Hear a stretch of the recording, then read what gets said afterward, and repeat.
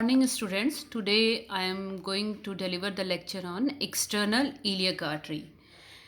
As you know that this external iliac artery, it arises from the aorta just in front of the origin of internal iliac. I have already told you about the internal iliac artery, and I already told you that in case of horse, aorta quadrifies at the level of fifth or sixth lumbar vertebrae to form four branches. Out of that, two are internal iliac artery and two are external iliac artery.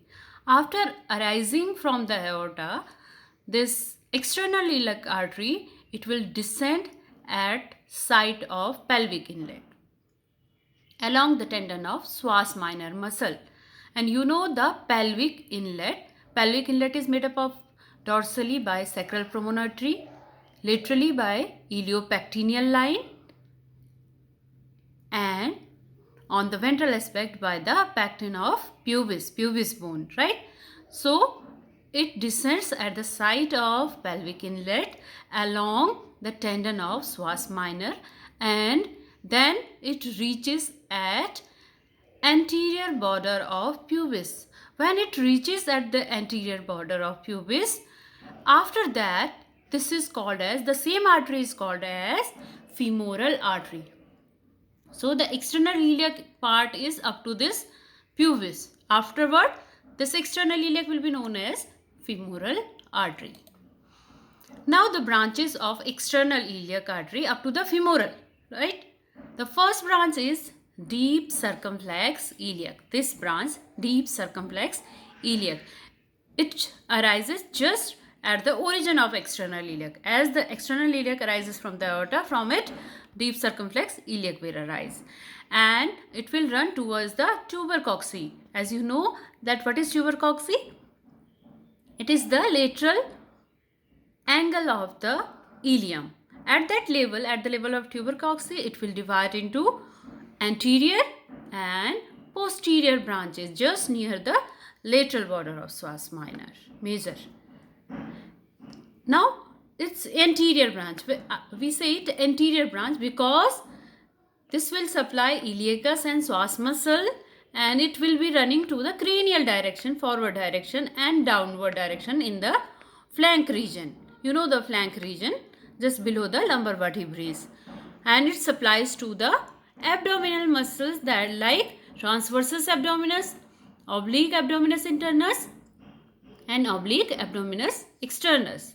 Then its posterior branch of deep circumflex iliac that will perforate the abdominal wall, means it will come out of the peritoneum just near the tuber cocci again, and it will be running downward on medial face of tensor fasciae latae muscle, and it will be supplying to tensor fasciae latae muscle, the skin of that region. Also it will supply to the prefemoral lymph glands and cutaneous lymph gland of the femoral region.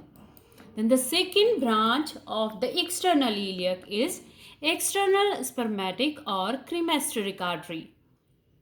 Now this artery is having variable origin. Why we say it is having variable origin?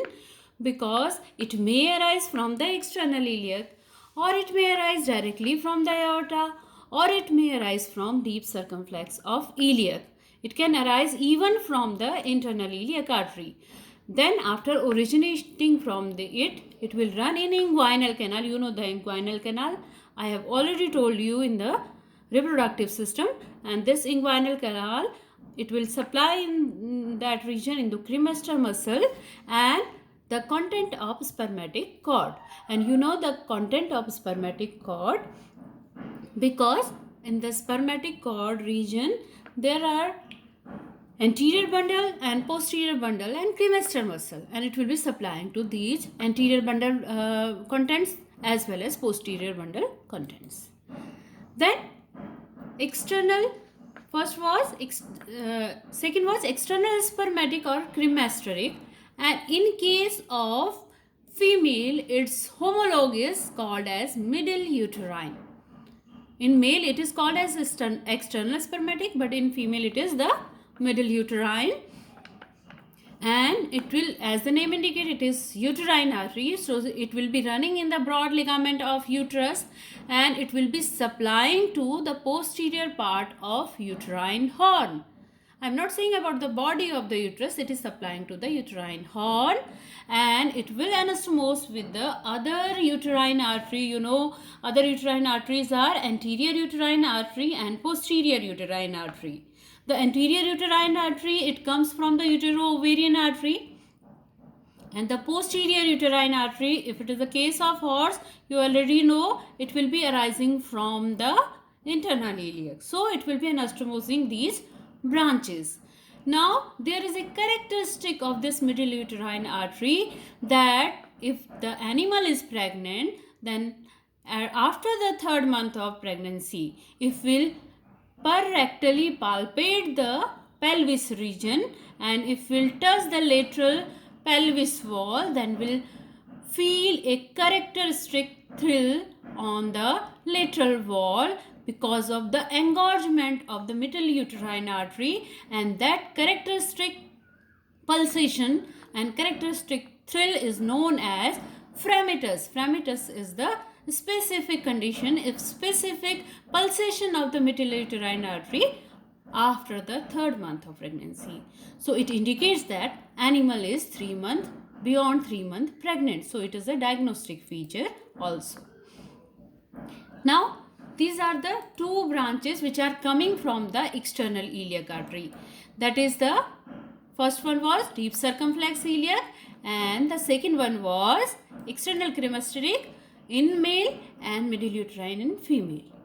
Then this external iliac reaches at the level of pubis bone, and when it reaches at the level of pubis, now this same artery is known as femoral artery, and this is the main artery which will be supplying to the thigh region. About the femoral artery in my next video. Thank you.